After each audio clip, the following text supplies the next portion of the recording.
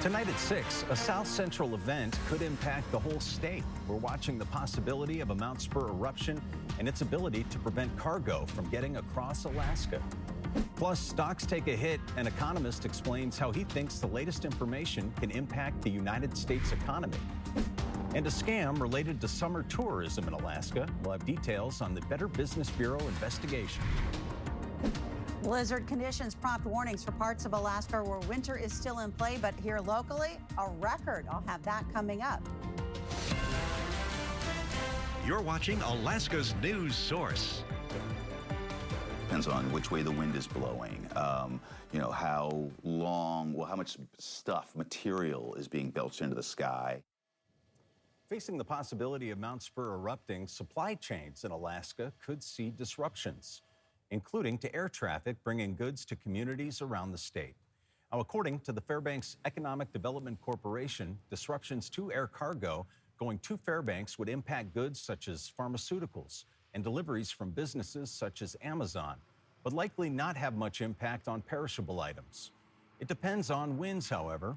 Fairbanks International Airport could see increased air traffic rather than a decrease. Economic experts in Fairbanks say it would be communities that are not on the road system that will be hit the hardest. Where there might be a more acute impact would be, frankly, further flung places. Our friends in rural Alaska, we have a large number of communities across the state that rely on air transportation, both to get there to and from, but also, again, to the delivery of the goods. That's why a gallon of milk may cost so much in a rural community. They might see the impact because, Anchorage and Fairbanks are the air transit hubs to get to them. According to the Alaska Department of Transportation, there are already plans in place to manage any potential disruptions caused by volcanic activity, which should minimize any impacts to communities in Alaska. Now, if you'd like to hear more about the possible eruption, you can head to our website and streaming platforms to catch our Volcano Watch special. It's available for free right now. And happening right now, friends and family in Soldotna are mourning 16-year-old Tucker Challen.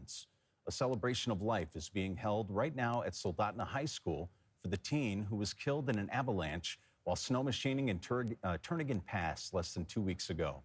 Tonight on the Late Edition, his family is planning to send us video of what's called a two-stroke send-off, where Tucker's friends will start their snow machine engines outside the school and let those engines roar as a moment of silence for Tucker. And if you'd like to hear more of Tucker's story, you can find that story on our website. Well, tonight, Alaskans wondering what a huge stock market nosedive will mean for their money.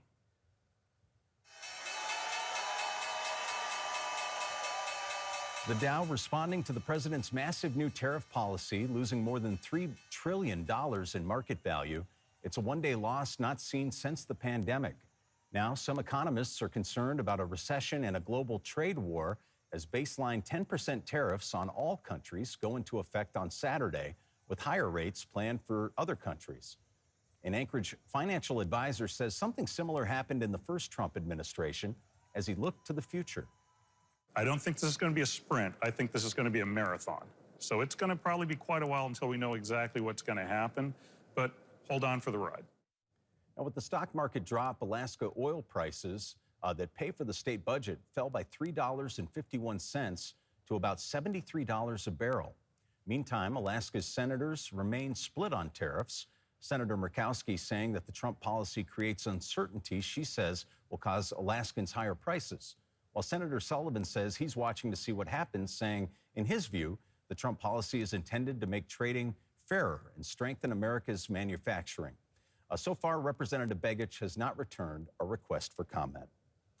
Well, Capitol coverage. The state Senate is now set to consider money for fire mitigation, disaster relief, the Alaska Marine Highway, and multiple health care programs after the House passed a supplemental budget today. House Bill 56 includes tens of millions of dollars to address this budget year's shortfalls. One of two amendments approved today also adds almost $1.7 million for the Department of Public Safety Village Public Safety Officer Program. Public safety remains the region's top priority. I'm very proud of the people in the Northwest Arctic. They're strong, resilient people who've worked tirelessly to make their community safe. I ask for your support to help fund the much-needed positions that provide basic public safety services for my region. I believe in protection of our people, and I know we have the same issues in our rural areas, but we need to protect the VPSO program because it's going through so much where we need to make sure that every village, and not just make it region against region, that they get distributed equally and where they are much needed. Go on. Lawmakers later rejected a move to tap the state's savings account, the Constitutional Budget Reserve. The CBR is the separate fund that the legislature can pull from to pay for state government operations, but only under certain conditions. The Senate Finance Committee is expected to take up HB 56 as early as tomorrow morning. Well, tonight, as Alaska Planned Parenthood leaders warn a federal Title X funding freeze will have, quote, catastrophic patient impacts, the White House maintains that the freeze is necessary, they say, to review if the money complies with grant terms included in one of President Trump's executive orders. Planned Parenthood leaders say that the Department of Health and Human Services freeze in Alaska is $1 million. They say that the money is used for family planning and preventative health services that includes birth control, cancer screenings, and sexually transmitted disease testing and treatment, but not abortion services. Under federal law, it's prohibited to use money for abortion services. The Health and Human Services Department says it's evaluating possible grant term violations, including civil rights law, as defined by President Trump's executive order called, quote, ending taxpayer subsidization of open borders, unquote. Without this funding and without Alaskans being able to access care under this program, cancers will go undetected. There will be more unplanned pregnancies because of the lack of access to this health care. Well, the administration said in a statement, quote, HHS is conducting this evaluation to ensure these entities are in full compliance with federal law and applicable grant terms, and to ensure responsible stewardship of taxpayer dollars, end quote. Planned Parenthood says it's considering legal action. The fund freeze impacts 16 organizations across multiple states. The White House has not responded to Alaska's news source request for comment. Well, this week, warming temperatures in Fairbanks have brought melting snow and ice, and with them, increased potholes that the Department of Transportation expects to start filling this weekend. Now, some areas of the interior see more potholes than others, including Chena Pump Road, the Mitchell Expressway, and intersections in general. These create hazards for drivers. DOT's Grace Keller says being aware of one's surroundings and driving cautiously through puddles can help you avoid potholes. The DOT is responsible for fixing potholes on major roads in Fairbanks using a priority list based on traffic, safety concerns, and how many potholes there are. Keller says that breakup season is more prone to potholes than the rest of the year because of increased water on the roads. The water will seep into the asphalt, and when it freezes overnight, because we still drop below freezing temperatures, the water freezes and it will expand, and then once it melts again, it leaves that gap in the asphalt. Now, these issues are compounded by cars and trucks driving over affected areas. The department has a webpage where Alaskans can report potholes. The link can be found on our website and our mobile app. Ooh, we love setting records. A record-setting April day for Anchorage, but changes arrive by Friday. Meteorologist Jackie Purcell has the numbers for us. Jackie.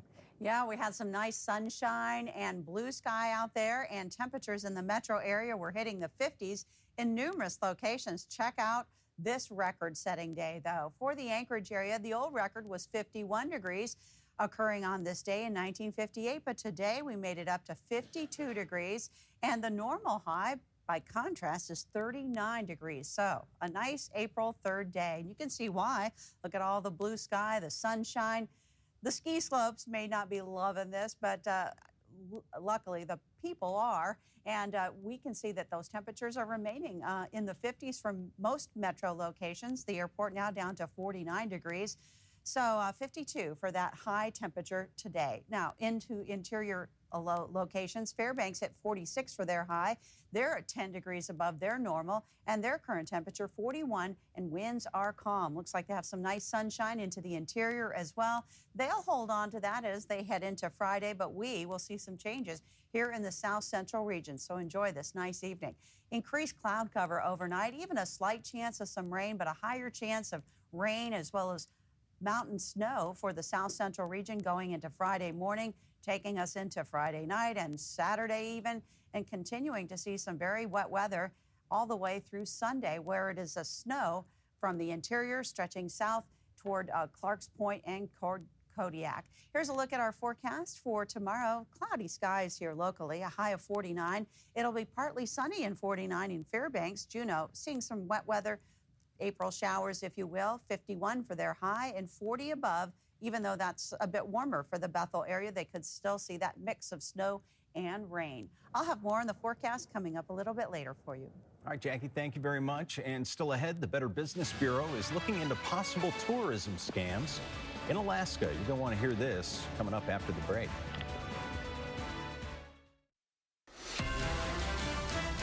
You're watching Alaska's news source.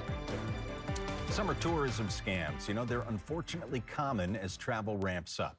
Investigative reporter Johnson Kuhn has details on 2 Alaska tour companies recently investigated by the Better Business Bureau.